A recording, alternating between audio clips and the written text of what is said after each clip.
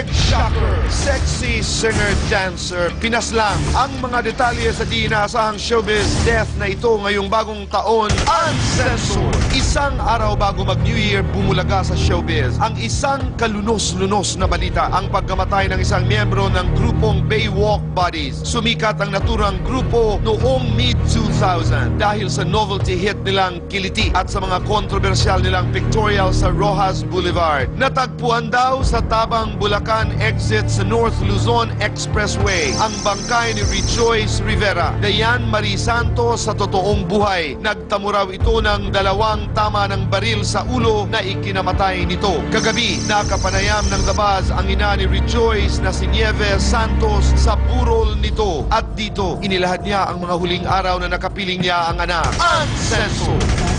December 28, nagkita-kita pa kami ni Rejoice. Basta nagkikwento lang siya sa akin na, Mama, may nag-text sa akin. Sabi niya, gusto daw makipagkita sa akin. Wednesday, may show sila. Ang nagkikwento naman ito si Kisa. Sabi ni Kisa, may show daw supposedly sila ni Rejoice. Pero no show daw si Rejoice.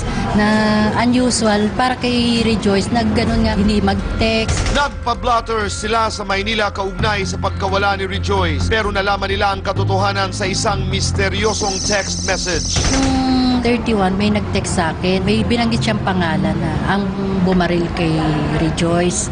Nangyari po ito sa NLEX. Noong pa po itong 29. Sabi niya, hindi na makaya ng konsensya ko. Ayoko pong madamay dito. Tinanong ko ngayon siya, nasaan na si Rejoice? Sumagot pa rin siya, sabi niya, hindi ko na rin po alam. Hanggang ngayon, di pa rin daw mawari ng pamilya ang biglaan at bayolenteng pagpaslang kay Rejoice. Yun nga pinagtataka ko, bakit siya pinatay sa ganyang paraan. Alam ko namang walang kagalit, walang masamang tinapay dyan.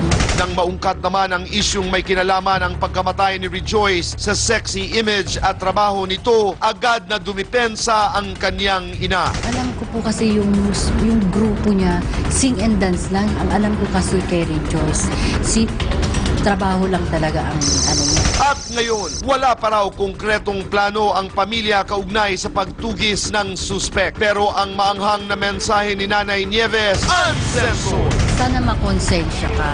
Sana matakot ka rin sa Diyos. Sana wag mangyari to sa'yo sa nangyari sa anak ko.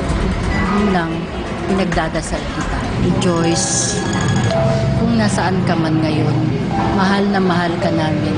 Salamat sa 26 years na binigay mo sa amin. 26 years na hindi na sayang. 26 years nang ginawa mong buhay na buhay ang pamilya natin.